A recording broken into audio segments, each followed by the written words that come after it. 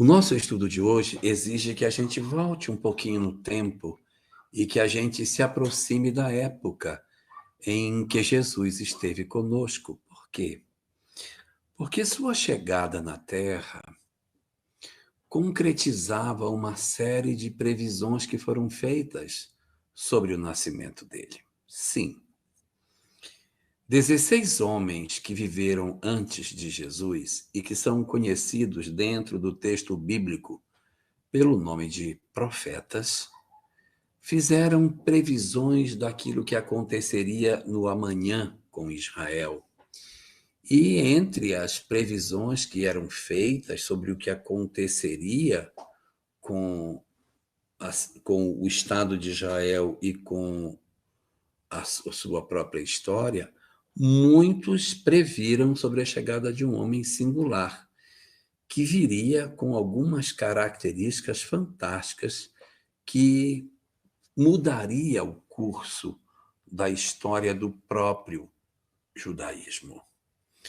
Este homem, que ele foi previsto pelos vários profetas, ele está presente na história do judaísmo desde 1000 anos antes do seu nascimento. Sim? O rei Davi, quando fez seus salmos, deixou nos salmos algumas informações muito interessantes sobre esse que viria a ser o Messias. E eles, então, esses homens todos, eles vão aparecer numa janela de tempo que é um pouco diferente daquela que a gente poderia imaginar, porque nós, às vezes, pensamos assim: foram 16 profetas entre Moisés e Jesus, são 1.300 anos, então, nesses 1.300 anos, os profetas se derramaram entre esses um milênio e mais 3 séculos. Poderia ser assim, mas não foi. Esses 16 profetas que vieram antes de Jesus, embora eles tivessem 1.300 anos para que eles estivessem na história, eles vão se apertar num período bem mais estreito do que imagina. Porque 400 anos depois de Moisés, não tem nenhum profeta. Nos primeiros 400 anos, que vão de Moisés até Joel, que é o primeiro dos profetas, nada, não tem ninguém. E depois do último profeta, tem 400 anos do último profeta até Jesus. Então, se são 1.300 anos, e a gente tirou 400 mais 400 dá 800, os 16 profetas se apertam em 500 anos. É nessa janela estreita de tempo que todos eles estão colocados. E isso é muito singular, porque nós vamos ter muitos vivendo simultaneamente, sendo contemporâneos uns dos outros, e iremos ter também um período que não tem ninguém. 430 anos antes do nascimento de Jesus, não há nenhuma notícia de profetas. O povo vive uma solidão de notícias espirituais enorme. Existe uma secura de notícias celestes em Israel. Ninguém se apresenta como médium notável neste período para representar diante dos homens a vontade do Senhor. E isso foi muito impactante, porque o povo estava já se desesperando pela falta de uma notícia espiritual dos céus. E isso foi muito importante, porque durante esse período de 4 séculos de ausência, o povo ficou extremamente ávido por uma notícia que fosse poliana. por algo que pudesse ser dito e que trouxesse consolo para os corações. E isso fez com que as profecias de Israel fossem lidas, relidas, aprendidas, decoradas, repetidas, e os judeus possuíam as previsões sobre o Messias todas na ponta da língua, porque eles tiveram 4 séculos sem nada. Então, tudo isso, Paula Simone, produziu no povo de Israel uma avidez muito grande pelas verdades espirituais. E é exatamente isso que vai fazer Jesus ser tão notado quando ele chega. As profecias que existiam sobre Jesus naquela época falavam sobre o Messias o seguinte, que quando ele viesse, ele não quebraria a cana que estivesse rachada. O que é uma cana rachada? É uma vara que trincou, que quebrou. Então, ele não esmaga, ele não destrói a cana que rachou. Ou seja, o Messias, quando viesse, não destruiria aquilo que está assim frágil, que está trincado, que está com fragilidades. Ele não vai destruir aquele que está tentando ainda sobreviver, apesar das suas fragilidades. É tão bonito a gente imaginar essas leituras que Isaías faz sobre o profeta, sobre o Messias, e ele diz, num outro momento, capítulo 53, no versículo 4, ele diz: e ele tomou sobre si as nossas enfermidades e carregou as nossas dores. Então, tinha-se uma expectativa de que o Messias, quando viesse, ele seria a resolução de todos os nossos problemas. Físicos, espirituais, políticos, sociais. Havia muitas expectativas com relação ao Messias. E quando Jesus veio, ele se encaixou perfeitamente neste cenário das profecias que foram apresentadas sobre ele. E foi fantástico que isso acontecesse, porque como tinha muita profecia colocada antes do nascimento dele, quando ele chega, ele vai se encaixando no perfil daquilo que estava previsto pelos profetas. E logo as pessoas começaram a chamar, ele é o Messias, é o Messias. Sim, ele é o Messias. E Jesus realmente ele veio com características que encaixavam perfeitamente a figura dele nessa figura do Messias que era esperado pelo povo judeu. Mas o povo judeu era um povo muito voltado para as confirmações espirituais. E uma das coisas que se pedia muito de qualquer pessoa que tentasse se apresentar como sendo mensageiro dos céus era uma coisa chamada sinais. As pessoas queriam que, se Jesus fosse o Messias, que ele desse sinais, que ele, me faz um sinal, ou seja, faz alguma coisa diferente para que a gente possa acreditar que você, de fato, é o Messias. Faz aí uma coisa para que eu me impressione com você. E não tardou para que Jesus fizesse vários sinais para que as pessoas acreditassem nele. Ele mesmo dizia: os sinais que faço é para que acreditem em mim. Porque se eu viessem os sinais, as pessoas não acreditarão que eu sou o Messias. E um dos grandes sinais que Jesus fez foram as curas, né? Jesus curou muita gente. Curou cegos, aleijados, pessoas com processos obsessivos, outros com doenças de pele. Curou pessoas perturbadas espiritualmente.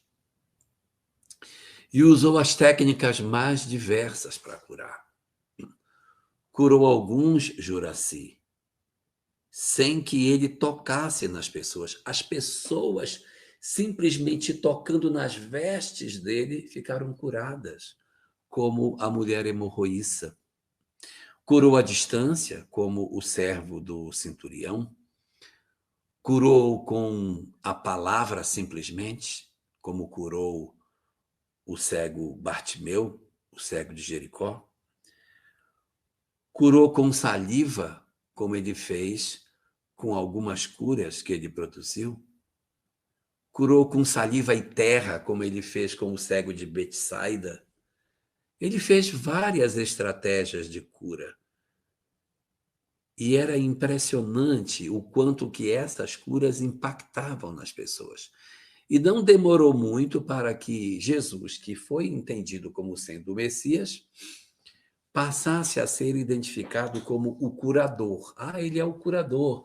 Nós vamos atrás dele porque ele vai nos curar, ele vai nos trazer a saúde do corpo, ele vai cicatrizar nossas feridas. Isso era muito comum, as pessoas irem atrás dele em busca de um toque, de um olhar dele, para que elas pudessem restaurar a sua condição de saúde. Então, de Messias, ele passou a ser chamado também de curador. Ele era o Messias. Ah, sim, ele é o Messias, mas ele é também um curador, um homem que cura os enfermos. Só que, de cura dos enfermos, ele utilizou-se dessa estratégia para atrair as pessoas. E, em breve tempo, de curador dos enfermos, ele reunia as pessoas e passava seus ensinamentos para os que o seguiam. Então, assim, ele não era simplesmente um Messias, porque ele era um homem que fazia fatos extraordinários. A sua condição de ser um homem que portava um conhecimento que nunca alguém tinha ouvido antes, fazia com que ele fosse visto de uma maneira diferente.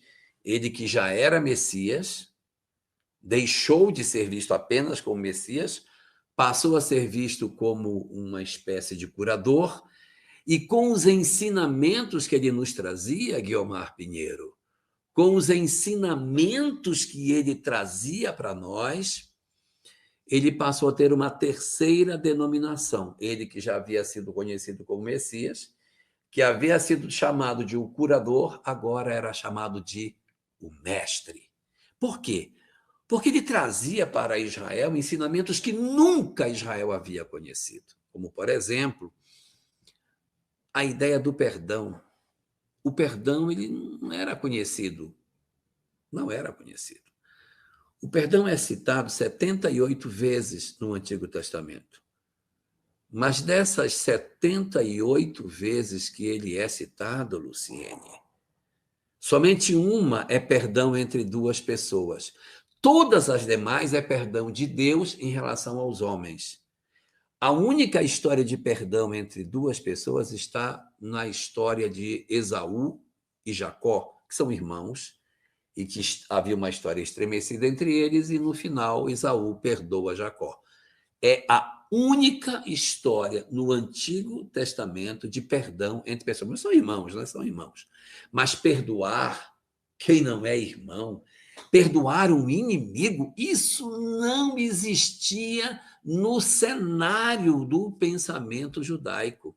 É lógico que, se você for pegar o pensamento de Krishna, o pensamento de Buda, de Hermes Trismegisto, de Sócrates, vai achar.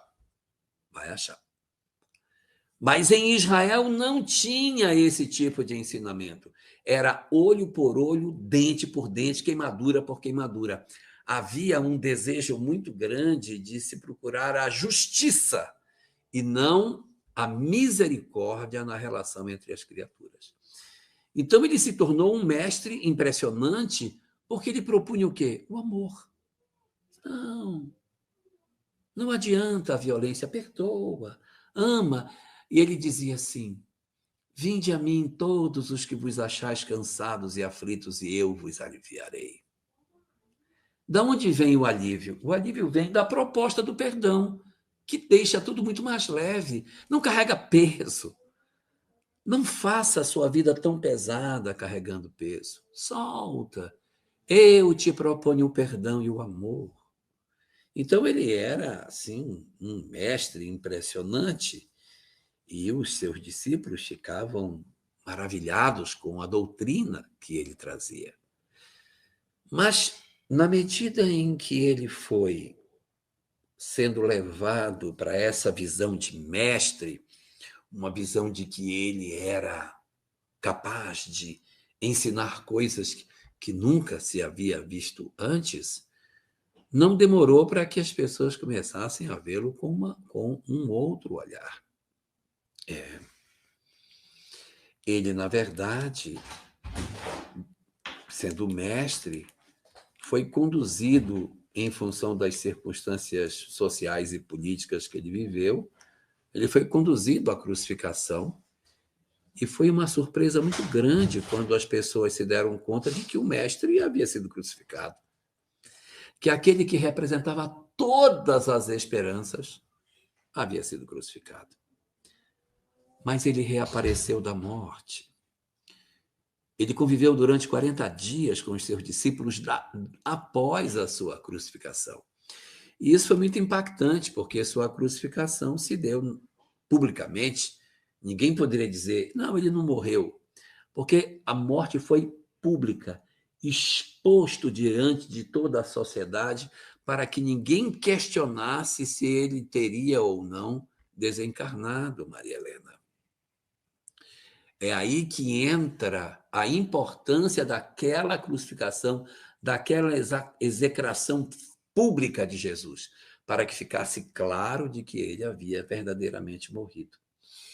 E quando ele reaparece depois da morte, ele ganha uma visão totalmente diferente. Ele não é mais simplesmente o nosso mestre, porque agora ele é um ser maravilhoso. Ele é um ser extraordinário, porque ele venceu a morte, ele reapareceu após a morte. Então, isso trouxe para Jesus uma visão muito diferente. E logo no começo dessas manifestações que o cristianismo nascente apresentava, eles começaram a dizer que, sim, ele morreu na cruz para nos salvar, que sua morte na cruz representava a salvação da humanidade.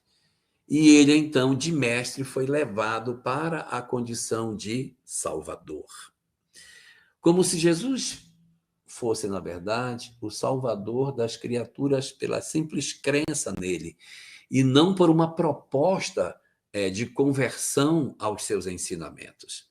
No século II da era cristã, houve um grande pensador cristão chamado Orígenes.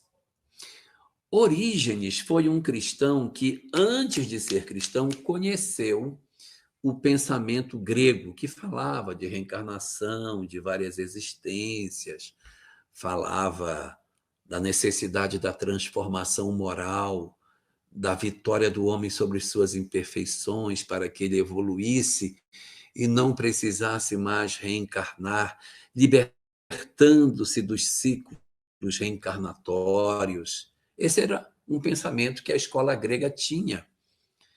Uma escola, Alcione Nesso, que não era, na verdade, grega, ela era egípcia. Os gregos pegaram esse conhecimento dos egípcios, mas também não era egípcia, porque ela era, na verdade, hindu. A Índia, que foi o berço do conhecimento espiritual, depois permitiu com que muitos dos seus grandes mestres reencarnassem no Egito, levando o conhecimento da doutrina secreta, que depois se espalhou para a Grécia. E quando Orígenes toma o conhecimento grego e esse conhecimento da doutrina secreta e olha o pensamento de Jesus, ele diz: este homem é exatamente o que procuramos. Porque ele traz a síntese do que nós devemos viver para que a gente consiga se salvar. Então, o que Orígenes dizia? O ensinamento de Jesus é a proposta para que o homem se salve. É a síntese dos conhecimentos para a libertação da criatura humana. Para Orígenes, Jesus não era o Salvador. Não. Jesus era, na verdade, o grande mestre que ensinava o caminho como modelo e guia, mas não como se ele fosse o Salvador. Porque a ideia da época de Orígenes era que, uma vez entrado em contato com Jesus, Jesus salva a pessoa e ela está livre de todos os pecados e ela está salva. E Orígenes dizia, não. O contato com Jesus vai permitir com que a própria criatura se salve, para que nós vamos fazendo um processo de salvação passo a passo, Vera Porto. Um momento de salvação em que a gente mesmo vai transformando as nossas vidas e, no curso das existências, se liberta espiritualmente. A doutrina de Orígenes foi muito perseguida, porque ele propunha uma coisa que colidia frontalmente com o pensamento, né? O pensamento que a igreja, na época, possuía. Então, o pensamento de Orígenes ficou muito perseguido. Por quê? Porque Jesus tinha que ser visto como um salvador. Ele que já tinha sido visto como Messias, como um curador, como um mestre, precisava ser visto como o salvador da humanidade, Poliana, como o salvador. E como isso estava ficando complicado, eles começaram a ver como que eles poderiam fazer para que Jesus alcançasse uma percepção diferente. Nesse período, o cristianismo já havia saído de Israel e já tinha ido na direção do mundo pagão. O mundo pagão tinha vários deuses, né? O mundo pagão era cheio de deuses. Era muito fácil você ser um deus. Então, para dar a Jesus uma autoridade maior, ele foi alçado à condição de filho de Deus. Sim. Jesus deixou de ser simplesmente o Salvador para ser o Filho unigênito de Deus, o único que Deus criou.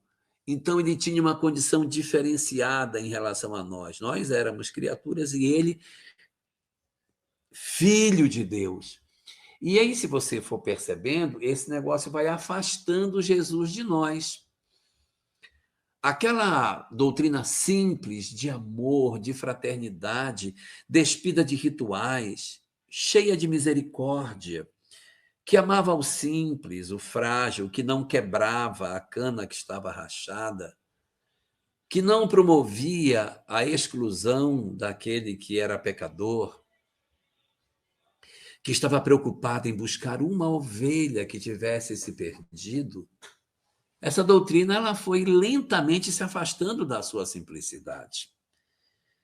Ela foi perdendo a sua pureza e a gente já não enxergava mais em Jesus aquilo que ele era.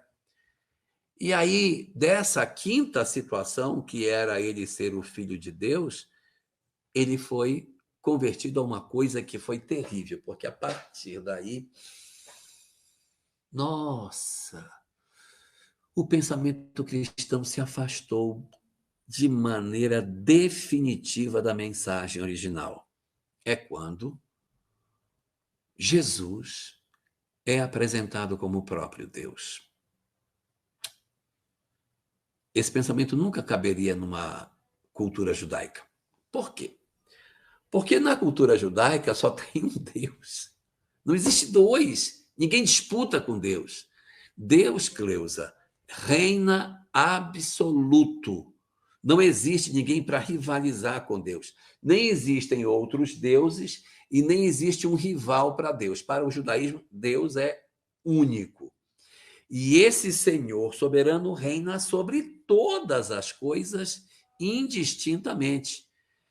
Nunca, nunca, nunca, mas nunca, nunca, nunca mesmo que a ideia de que Jesus é Deus poderia aparecer dentro de uma cultura judaica. Mas, infelizmente, foi o que aconteceu fora do ambiente judeu. quando a doutrina do Cristo alcança os lugares onde havia muitas histórias de paganismo, de muitos deuses, quando apareceu Jesus ali, para que as pessoas entendessem melhor o que era ele, ele foi levado à condição de Deus. Pronto. Jesus também é Deus, para que as pessoas pudessem entender. E ali, pronto, foi quando a coisa desandou de vez, Paula. Foi quando, ao estabelecer que Jesus era, na verdade, Deus, nós distorcemos completamente a ideia original do Messias. E aí, Paula Caleia, vai acontecer uma mudança muito grande.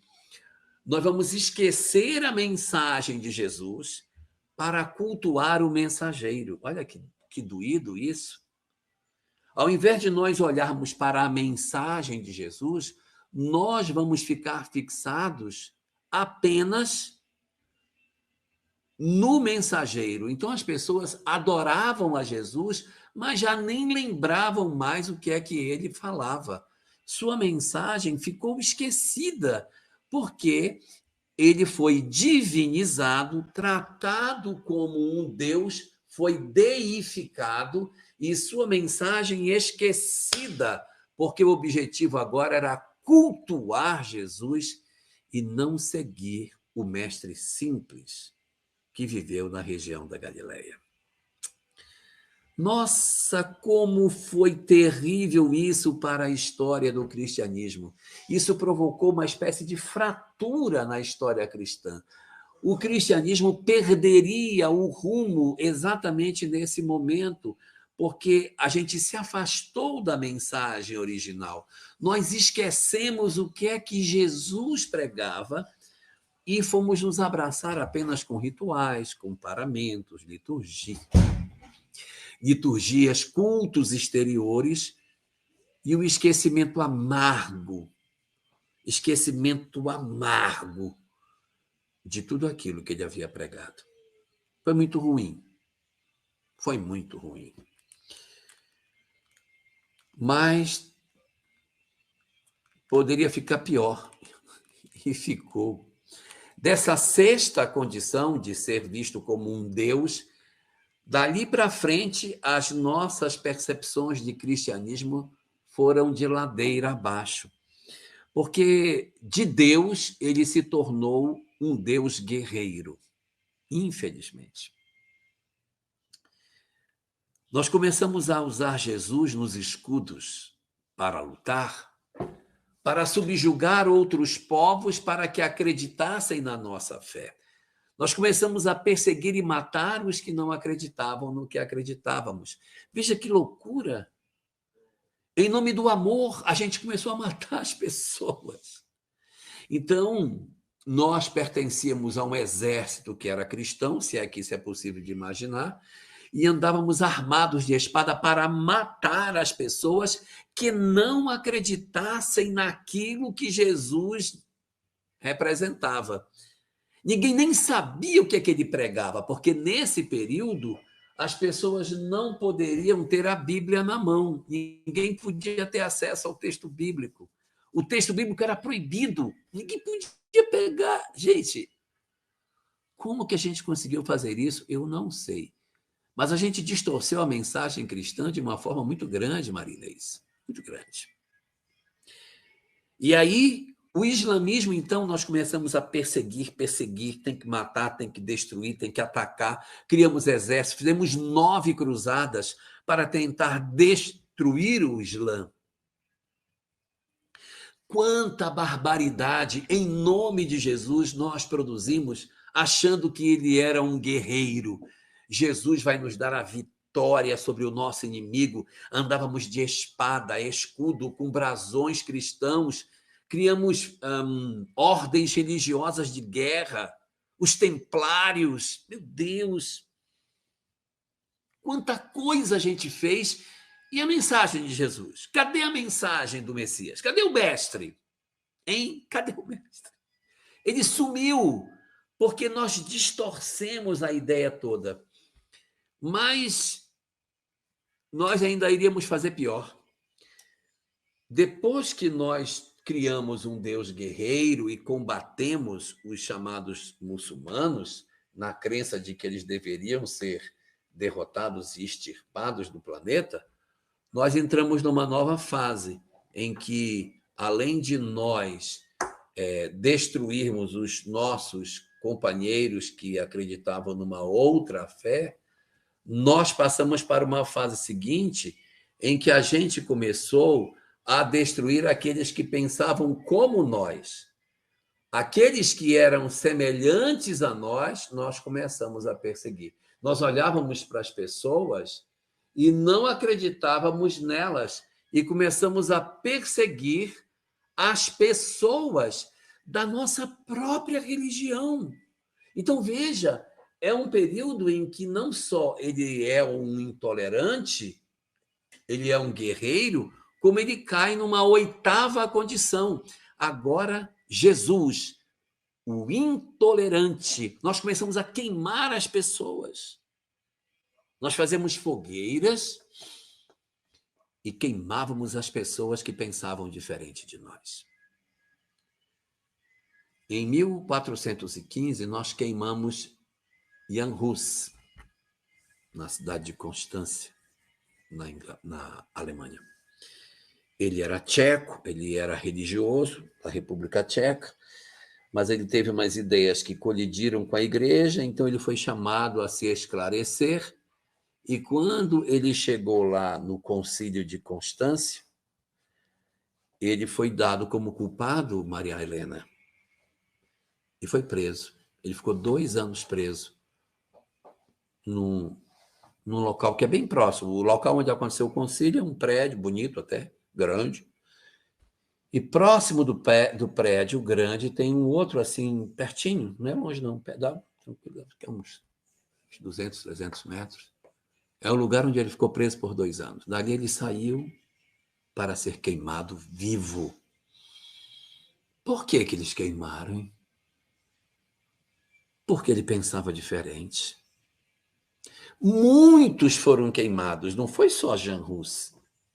Giordano Bruno, que achou que se as estrelas são numerosas e o Sol também é uma estrela, e se em torno do Sol tem planetas, em torno das estrelas deve ter planetas também.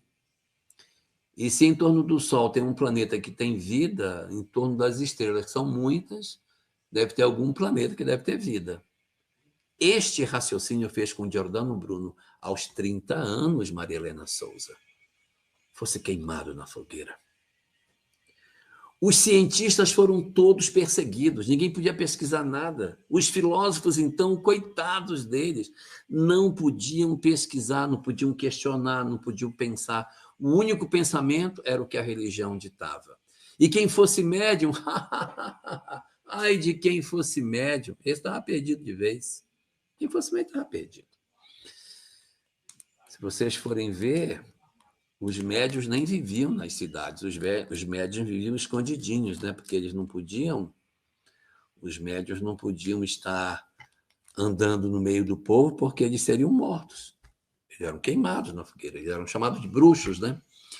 E eram queimados. Então, os médiuns, muito frequentemente, eles tinham que se esconder na floresta para viver. Não podiam viver no burgo.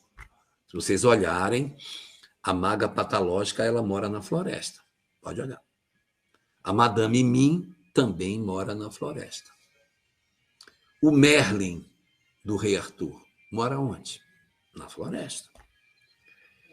E aquela outra senhora, Rosângela Rigucci, aquela senhora simpática que hospedou Joãozinho e Maria quando eles se perderam na floresta, também era médium.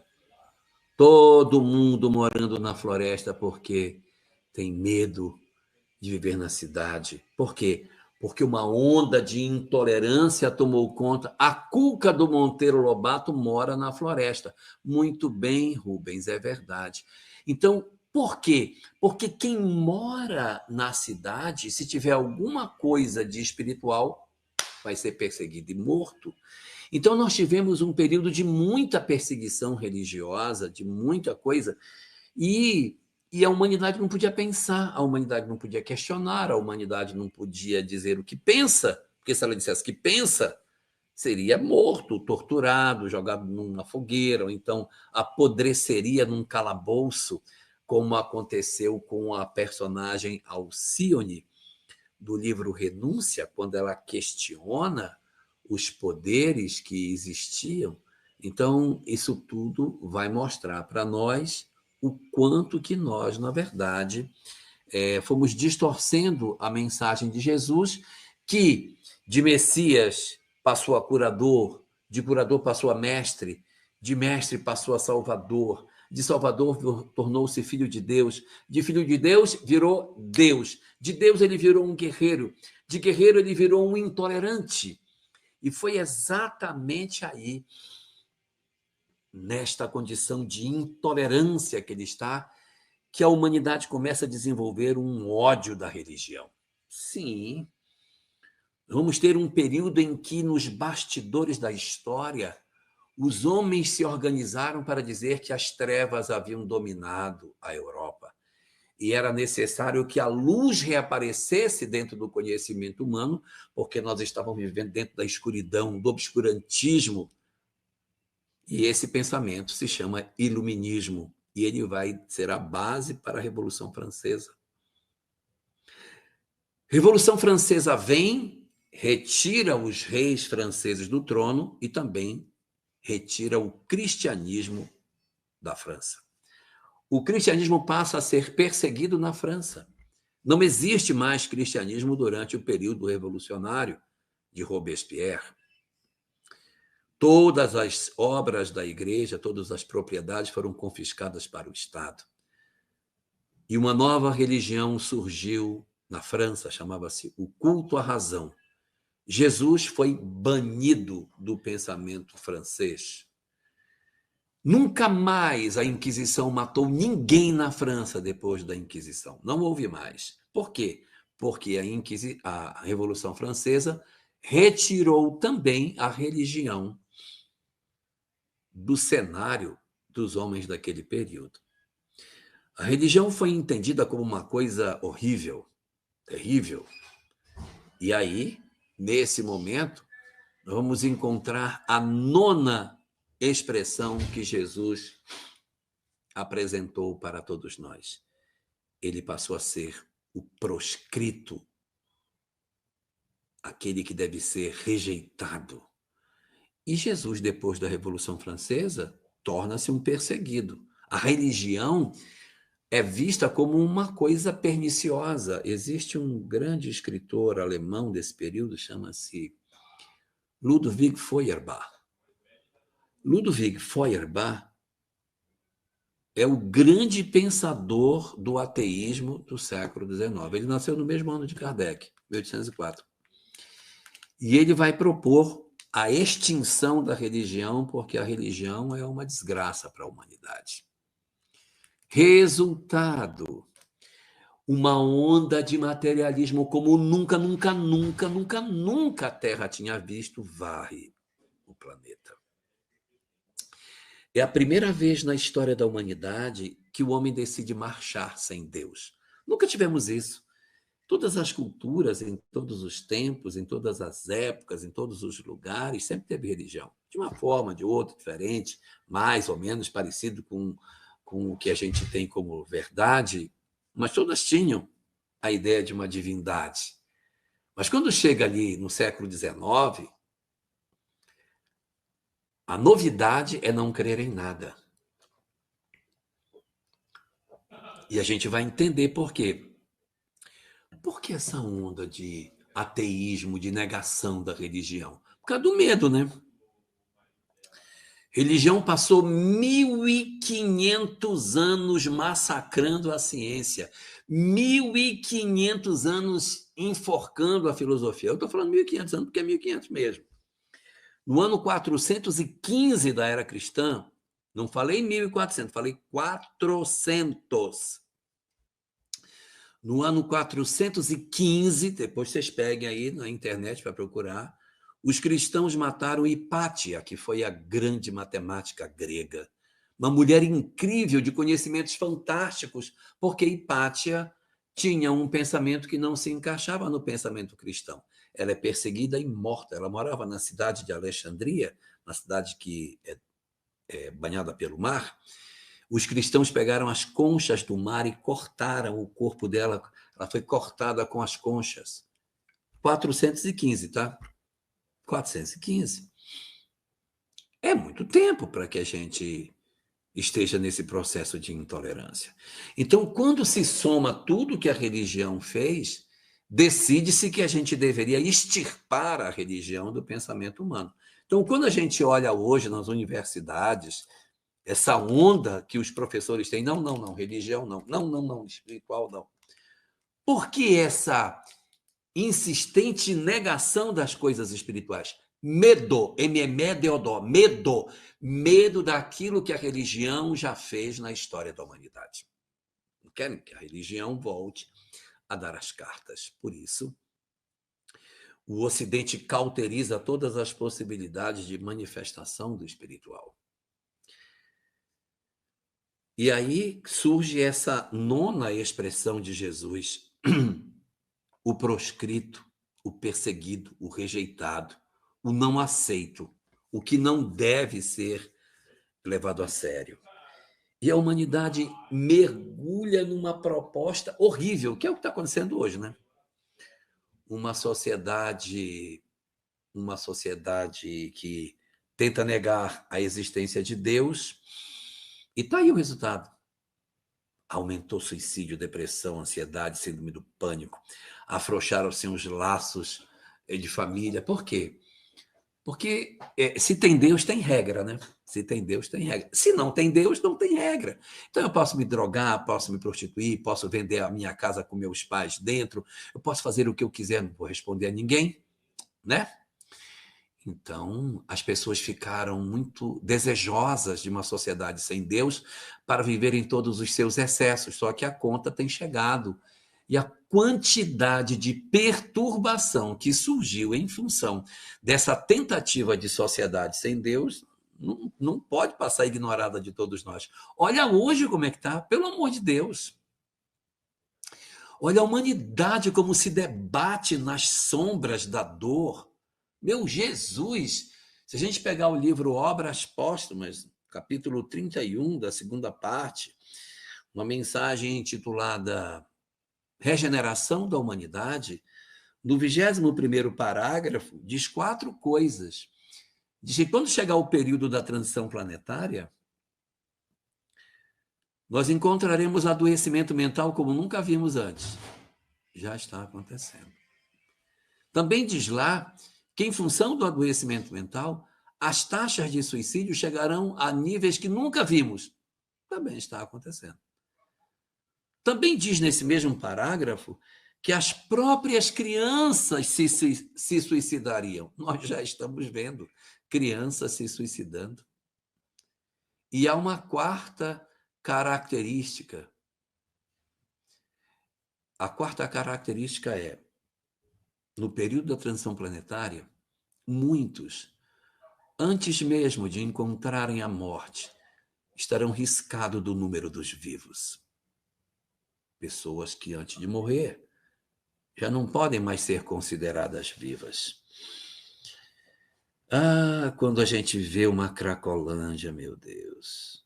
Quando a gente vê uma Cracolândia. Eles ainda não encontraram a morte, mas não sou mais contado entre o número dos vivos.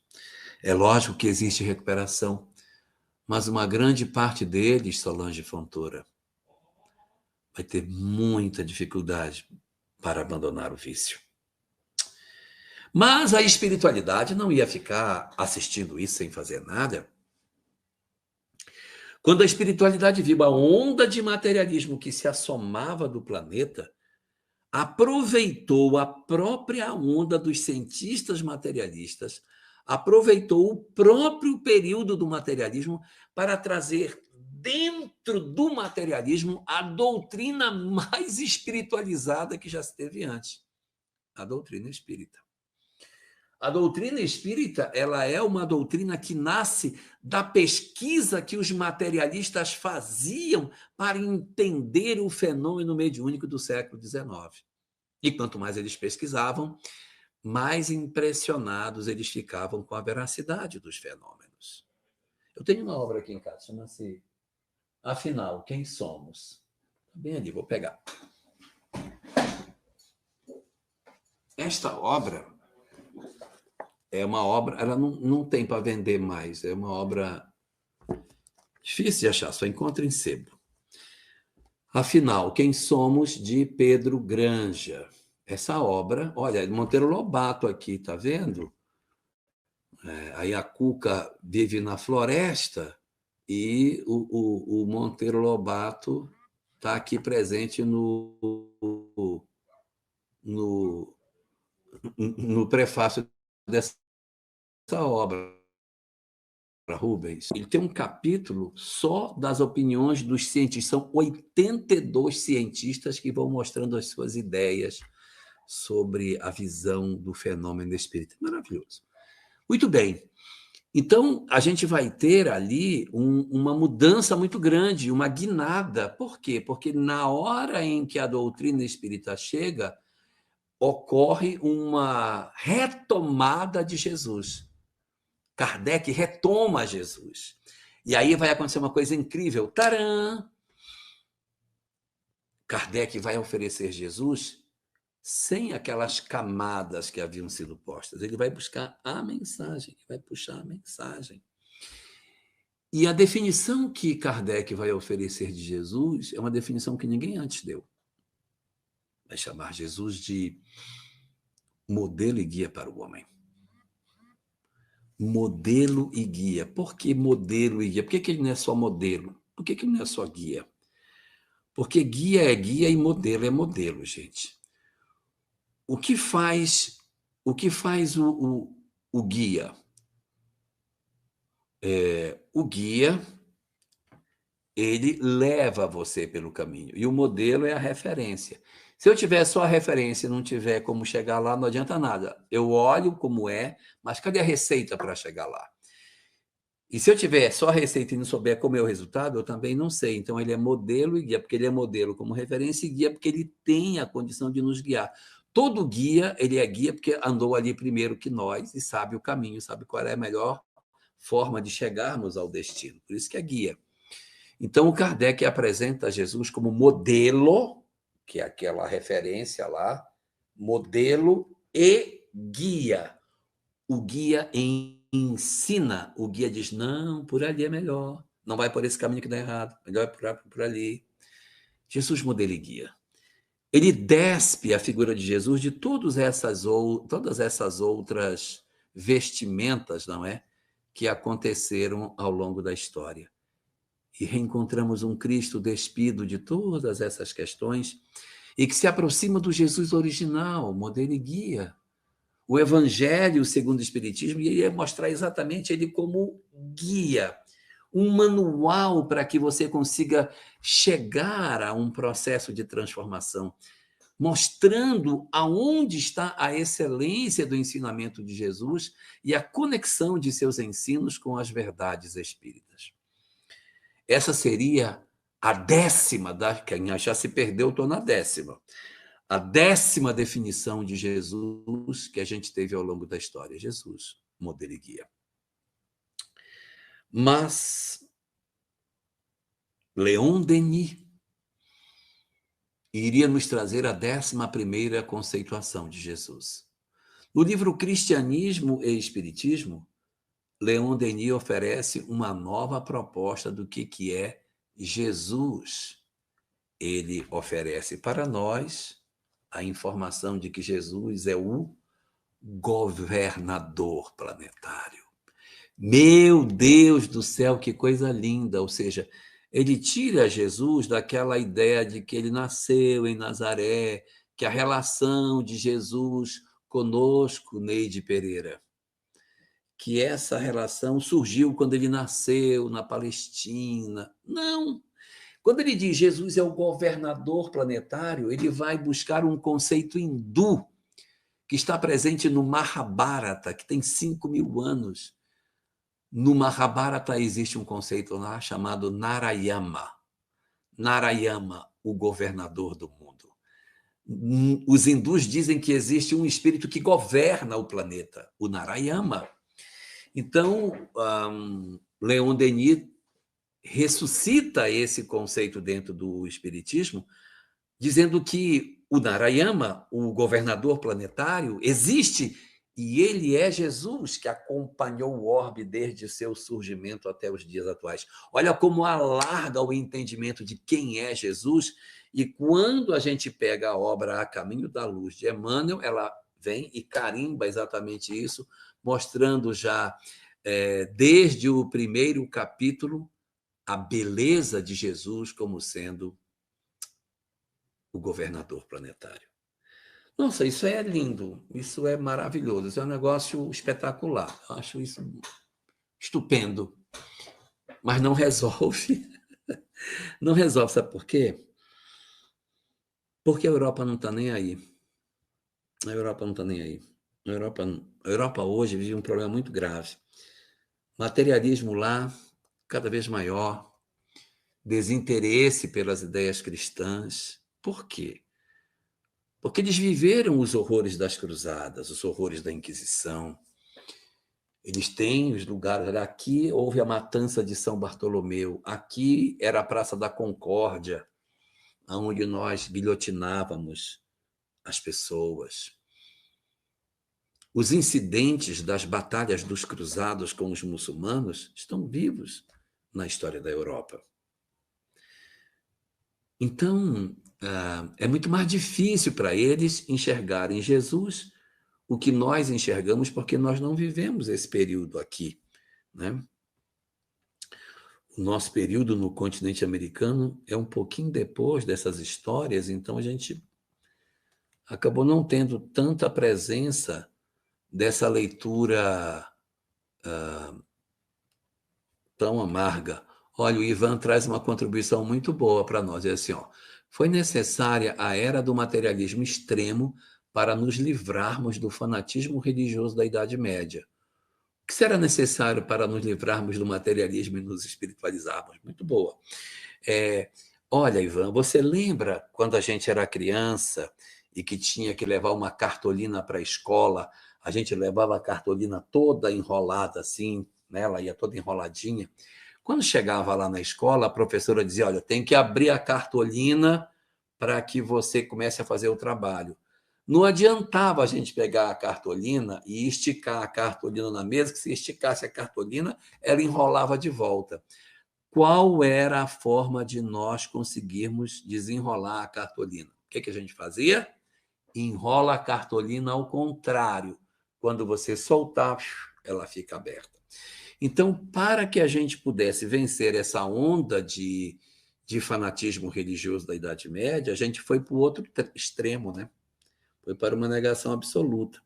Tem um livro de Joana de Ângeles chamado Libertação do Sofrimento, que é um livro muito interessante, e no capítulo 2º dessa obra ela diz o seguinte, que o materialismo do século XIX poderia, o materialismo do século XIX, ele poderia ter combatido o fanatismo, e seria muito bom se ele tivesse feito isso. Nossa! Se o materialismo combatesse o fanatismo, ele seria espetacular, mas ele não combateu o fanatismo. Ele combateu o fanatismo e combateu a religião. Tá, mas sem religião a gente vive também. Mas ele combateu o fanatismo e combateu a religião. O fanatismo está certo, tem que combater mesmo. Mas ele combateu a religião. Aqui ele se excedeu, mas ele fez uma coisa pior. Ele combateu o fanatismo, ele combateu a religião e ele combateu uma coisa que ele nunca poderia ter combatido, que é a espiritualidade. Aí foi que ele se atrapalhou. Porque ele poderia ter dito assim, olha, o fanatismo não, religião, tudo bem. E a espiritualidade, tranquilo. Ou perseguisse a religião. Pronto, persegue a religião. Porque sem religião a gente até vive. Mas perseguir a espiritualidade foi uma burrice muito grande. Porque a humanidade vive sem religião, mas ela não vive sem espiritualidade, gente. Não vive. Olha como é que a gente está hoje. Olha a situação que a gente está vivendo hoje na humanidade, porque nós nos afastamos da espiritualidade. Olha o que está acontecendo hoje. Eu vou contar duas coisas que estão acontecendo hoje. Vocês prestarem atenção, vocês vão ver. As pessoas sentem uma carência enorme de religião, mas elas não podem falar de religião porque a religião está banida do pensamento ocidental. O que vou fazer para eu falar de espiritualidade e eu não posso falar de religião? Então a gente inventou um negócio chamado autoajuda. A autoajuda é a tentativa de falar de coisas espirituais sem utilizar termos espirituais, sem falar de religião. Então, nós dizemos assim, por exemplo, amiga, joga para o universo, não fica com raiva, joga para o universo. Esse joga para o universo é perdoa, perdoa. Mas eu não posso falar de perdão, porque isso vai ligar com Jesus, então eu joga para o universo. Ou então a pessoa diz assim, o universo conspira a nosso favor. Para não dizer, não te preocupa que Deus está cuidando de nós, não posso falar Deus, então eu falo que o universo conspira a nosso favor. São estratégias que a autoajuda tem para cobrir uma lacuna que o ser humano tem sede, que é a sede de espiritualidade. Não tem jeito. Sem espiritualidade, está aí como é que nós estamos. Olha o jeito que a sociedade tem. Olha o quão perturbado nós estamos por estarmos distantes de tudo isso, Tiago Barros. O fato de nós termos nos afastado de Deus nos trouxe doenças que a gente nunca imaginou que poderia ter do ponto de vista emocional. Estamos muito doentes emocionalmente. E eu disse que eram duas coisas, agora eu vou falar de uma segunda. Um outro fenômeno que acontece hoje. As pessoas querem falar dos ensinamentos de Jesus, mas elas não podem falar Jesus. Então, o que elas fazem? Elas usam uma estratégia para falar do que Jesus pregava, mas elas criam uma outra embalagem para o mesmo conteúdo. Então, elas estão chamando hoje de estoicismo. Não, porque você tem que aprender a ser estoico. Como é que você é estoico? Você não precisa se apegar às coisas materiais para que você não tenha muitos bens, aprender a distribuir o que você tem, a não ser apegado. Isso era o que Jesus dizia. Você também, o estoico, ele não se desespera diante do que acontece, ele leva com naturalidade as perdas que ele tem. Jesus também falava isso. E também ele não se entristece demais quando ele tem uma situação negativa, não se alegra demais quando tem uma situação positiva. Mas esse é o nome de Jesus. Só que para eu não dizer que é religioso, eu digo, não, isso é estoicismo, não, isso aqui é autoajuda. Vai até a metade do caminho, mas não vai até o final. Então, acaba sendo uma solução de meio caminho, mas já é um progresso dentro de uma sociedade tão materialista como a gente vive hoje e viveu no século XX também. Mas eu só falei de 11, né? Eu falei do Leon Denis, mas tem uma última, poxa, que é, eu acho, a mais bonita de todas. Joana de Ângeles, na série psicológica, ela reapresentou Jesus para nós. Só que ela reapresentou Jesus, Tiago, de uma maneira que a Europa pode absorvê-lo, a Europa materialista pode absorvê-lo. O mundo ocidental também pode absorvê-lo. O mundo científico pode absorvê-lo. O mundo filosófico. Ela deu um conceito para Jesus que ninguém deu antes. Olha como ela chamou. Ela chamou Jesus de o terapeuta divino. Gente, é fantástico isso. A série psicológica tem 16 livros e o primeiro deles chama-se Jesus e Atualidade. Por que é Jesus e Atualidade o primeiro volume da série psicológica? Porque você precisa apresentar o terapeuta para os pacientes. No livro Jesus e Atualidade, Joana pega 20 capítulos e pega 20 frases de Jesus e mostra terapia para a depressão. Vinde a mim todos que os achares cansados e aflitos, eu vos aliviarei. Aí ela discute isso. Terapia para a ansiedade. Não os afadigueis pelo dia de amanhã, porque o dia de amanhã cuidará de si mesmo. Então ela vai pegando para a mágoa. Aí ela vai, reconcilia-te com teu adversário quando estás a caminho com ele. Ela vai pegando trechos do evangelho e vai mostrando, olha o que o terapeuta disse.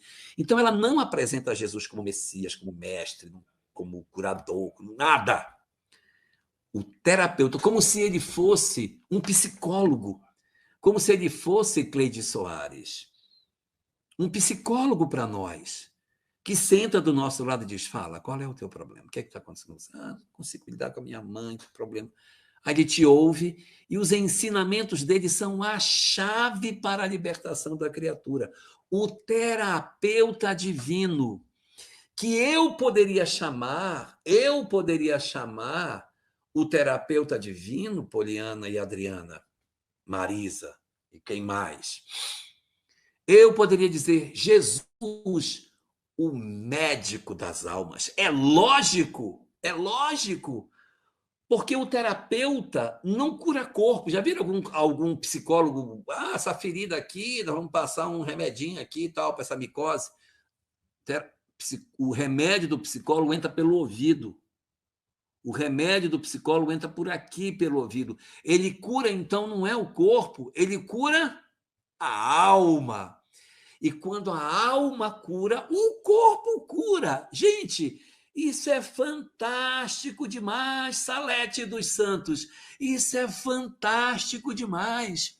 Jesus, o terapeuta divino, é o médico das almas, o psicólogo dos nossos corações, que tem uma proposta de conduta, de orientação para o nosso processo de adoecimento emocional, baseado no Evangelho. Pega o Evangelho. Não pegue o Evangelho como uma proposta teológica, Anselmo Duarte. Não pega. E ele, tomando o cálice, levantou e disse: não, esquece isso. Não são essas as questões que nos interessam. O que nos interessa é a proposta, Luciana. É a proposta. Jesus, o meu terapeuta. Então, assim, eu estou passando por um problema muito grave, eu estou cheio de problema, meu Deus, preciso arranjar um psicólogo. Quer um bom psicólogo? Você quer um bom terapeuta? Pega Jesus. Mas não é um Jesus de teologia, é um Jesus que ouve, aquele Jesus que senta do lado. A série psicológica de Joana é exatamente a releitura do pensamento de Jesus como a terapia da alma. Para uma sociedade que se debate hoje no materialismo, que está desesperada na depressão, que está sofrendo horrores com ansiedade. A ansiedade já se tornou o principal problema nos consultórios de psicologia, tá? Antes era a depressão. A ansiedade, passou a depressão já. Então, nós estamos extremamente doentes, vazio existencial. Gente, eu não sei por que eu vivo, qual é o propósito da minha vida. Então, eu preciso de um sentido para o meu existir. Pegue a obra número 9 da série psicológica, Amor Imbatível Amor, e vá procurar um sentido para a sua existência. Eu tenho um sofrimento muito grande, eu não sei, meu Deus, como é que eu me liberto do sofrimento. Pegue a obra número 3, pegue a obra Plenitude e descubra o caminho dodécuplo para que você se liberte do sofrimento. Eu queria entender por que eu tenho essas doenças, por que meu corpo é assim. Está com um problema de saúde, quer entender aonde isso conecta com a alma? Pega a obra número 6, chamada Autodescobrimento, mergulha nela e vai entender os mecanismos da relação entre corpo e mente. Tem conflitos existenciais? Então pega a obra Conflitos Existenciais, Conflitos de Família, pega a obra número 13 e vai estudar os conflitos existenciais. Quer entender essa sociedade louca que a gente vive, materialista? Mergulha na obra número 2, O Homem Integral, bebe o que tem lá dentro. Quer compreender as várias correntes de filosofia, de psicologia, as ondas de psicologia? Se você quer, então procura a obra número 5, O Ser Consciente. Bebe o que tem lá dentro, para que você descubra Alessandra Tatiana Inácio Gomes. Nós estamos com a faca e o queijo na mão, pelo amor de Deus. Nós estamos vivendo uma coisa maravilhosa. Olha, a Ranúzia fala uma coisa que é legal, que quando a boca fala, o corpo sara. Tem uma que eu conheço, que é parecida com essa, acho que é filha dessa aí, que diz assim: a criatura começa a sarar quando ela começa a ser ouvida. Ela começa a sarar quando ela começa a ser ouvida. Basta que você ouça, não precisa nem dizer nada. Preciso colocar para fora o que eu sinto. Então, meu Deus, o que foi que Jesus fez? Ele não ouvia as pessoas? Senta aqui, o que é que houve? O que foi que houve com você? Aconselhamento. Meu Deus do céu, meu Deus do céu. Olha o que nós temos na mão.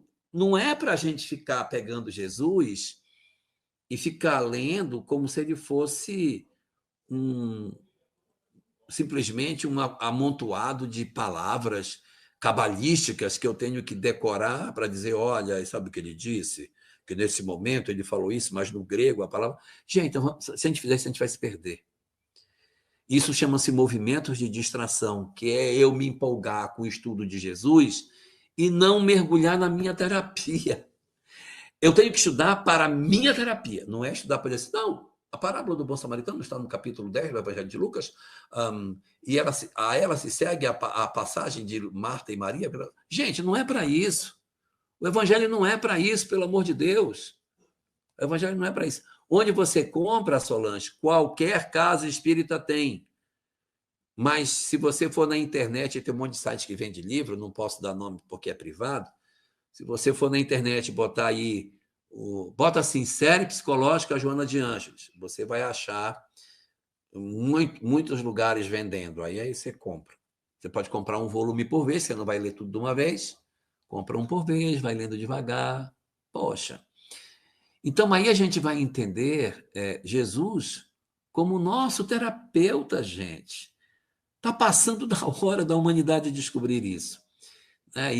E assim, volto a dizer, não é um Jesus para estudar como se ele fosse do aspecto religioso, um Jesus religioso para eu me converter, para ele ser o meu salvador. Não, não é isso não. É meu terapeuta. São as palavras que ele disse trazidas para o meu cotidiano, para que eu me cure efetivamente das dores que eu trago dentro da minha alma. Essa é a proposta da doutrina espírita, que a gente descubra em Jesus nada daquilo que a gente estava vendo antes. Ah, ele é o Messias. Ah, ele é um curador de corpos. Ele não é nada disso. Ele é o médico da alma. Isso parece novo, né? Isso parece novo. Mas consulta Isaías, vai lá no Antigo Testamento, pega o profeta Isaías. No profeta Isaías, capítulo 53, versículo número 4, diz assim: ele tomou sobre si as nossas enfermidades e carregou as nossas dores. Nós demos uma volta imensa, quase 3.000 anos que Isaías se distancia de nós, são 2.700 anos de distância. E agora que a gente está entendendo o que é tomar sobre si as nossas enfermidades e carregar as nossas dores. Porque ele, como terapeuta divino, faz esse processo. Sim, Alcione, no livro Renúncia, ela nos propõe que o evangelho tem que ser conhecido, sentido, tem mais um, acho que são 4. Ele tem que ser conhecido, estudado, parece, sentido e vivido. Ele tem que ser vivido. Um Jesus do cotidiano, não é, Ranúzia? Um Jesus do cotidiano. Trazer Jesus como sendo aquele nosso confidente, aquele terapeuta que não nos diz, mas você fez isso? Que nos ouve simplesmente e ajuda que a gente encontre as soluções serenamente nas nossas vidas. Aceitar o nosso lado sombra, fazer as pazes com a nossa escuridão e conseguirmos nos desembaraçar de tudo isso. O cristianismo se fortaleceu muito quando foi combatido pelos pagãos, sim. E o espiritismo, embora sendo combatido com mentiras por cristãos, não sei se é cristão, por pessoas que se dizem cristãs, como ele poderá manter pura a sua doutrina consoladora? Olha, ocorre o seguinte: durante o período que o cristianismo foi perseguido pelos pagãos, e foram séculos que isso aconteceu, foi ali até o final do século, até o início do século IV era assim, o cristianismo era muito perseguido. Mas não se tem notícia em lugar nenhum da história que os cristãos, para se defenderem das perseguições, tenham criado, por algum motivo, uma espécie de milícia para matar os soldados que os levavam para os circos. É como se fosse assim, imagina, os cristãos entram na catacumba e fica um grupo de cristãos armados de espada na porta, porque se os soldados vierem, a gente vai matar os soldados. Nunca os cristãos se rebelaram contra os seus algozes. Eles nunca fizeram um exército para perseguir os pagãos. Os pagãos mataram todos os cristãos que quiseram e os cristãos nunca revidaram. Hoje, 2000 anos depois, cadê o Império Romano? O que aconteceu com ele? Cadê? Tão poderoso. Ele não existe mais. Ele desapareceu. E o cristianismo? E a mensagem de Jesus? Ela sumiu? Ela está cada vez mais forte. E nós estamos cada vez mais próximos de entender a essência dos seus ensinamentos para uma nova era para a humanidade. Então, quando você pergunta o que fazer para continuar pura a doutrina, é não procurar revide, é seguir na direção do que tem que ser feito, sem se amedrontar e continuar o trabalho sereno de divulgação, sem desespero e sem querer ser a religião dominante no mundo. Não. O que importa é sermos, na essência, puros naquilo que a gente sabe. Deixa que o tempo se encarregará de fazer as transformações que são devidas. A gente vai trabalhando, vai divulgando a mensagem, e assim que a gente vai divulgando, ela vai se espalhando no planeta e se tornando cada vez mais conhecida e mais capaz de transformar vidas.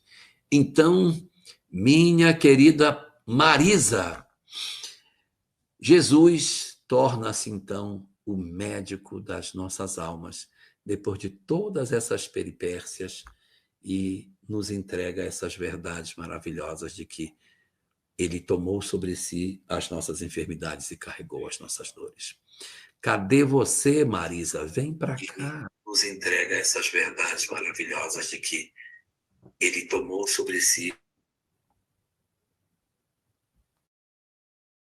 Marisa, vem para cá. Já cheguei. Que maravilha. Ele tomou sobre si. Jorge, que maravilha. Adorei a comparação da cartolina. Quando você falou para nós do lado, quer dizer, simbolicamente, o caminho que a gente estava percorrendo não está correto. Nós temos que virar, mudar o caminho, que aí nós vamos conseguir seguir no caminho de Jesus. Isso foi o entendimento, achei muito lindo. Uma comparação simples, simbólica, mas que nos trouxe grande ensinamento, né?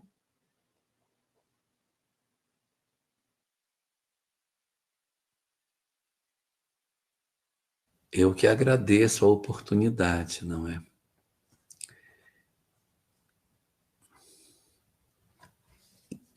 E aí deixo com você, para você ver com o pessoal do centro. Tá bom?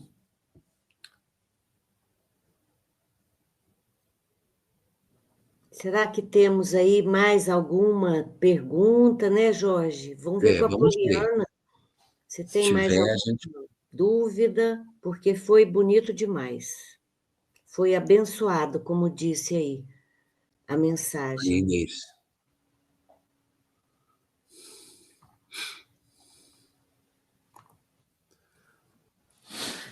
Aqui no salão, todos estão agradecidos pela oportunidade e mandando abraços,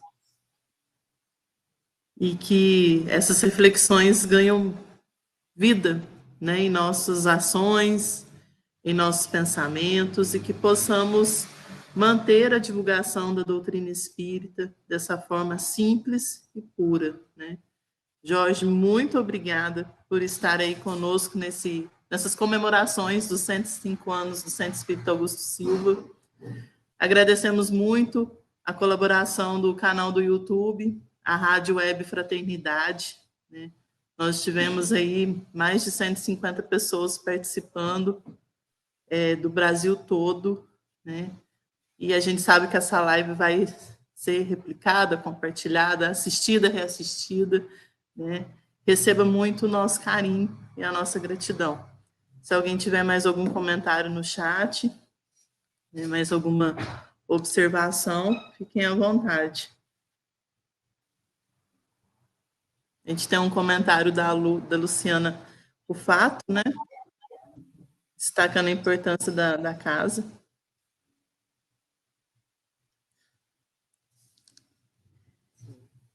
E você pode fazer a prece para nós, por favor?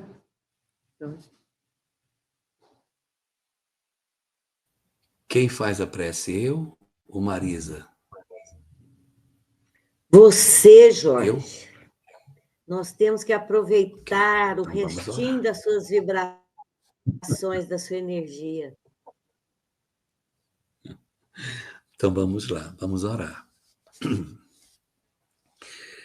Senhor Jesus, nosso mestre querido, o quanto te agradecemos por haveres nos trazido para conhecer a mensagem espírita, a fim de que as verdades contidas na doutrina consoladora retirasse dos nossos olhos as vendas que nos impediu de contemplar a majestade da tua doutrina. Ajuda-nos assim, Senhor, a interpretarmos nos nossos dias os teus ensinamentos, apresentando-nos não como lidadores resolvidos da tua causa, mas como almas enfermas que somos, que encontramos em ti a cura para as nossas feridas. Deixa, Senhor, que nos aproximemos humildemente do teu evangelho e que recolhamos nas páginas sagradas que tu nos ofereceste de ensinamentos divinos a orientação perfeita para a cicatrização das nossas feridas. Aceita-nos assim entre os teus lidadores, a fim de que as nossas fragilidades e limitações não sejam impeditivos para que possamos perceber as possibilidades de serviço que tu nos ofereces no grande trabalho que temos para realizar na humanidade. Agradecemos-te assim, Senhor, pelas luzes que depositas em torno dos nossos passos e as bênçãos que tu nos ofereces através dos teus ensinamentos, para que nos libertemos das nossas próprias imperfeições e alcancemos a felicidade que já reside dentro de nós em germen, na medida em que nós busquemos, de fato, identificar os nossos corações com as luzes do teu evangelho. Abençoa assim os nossos melhores propósitos, Senhor, e guarda os nossos corações na tua doce paz.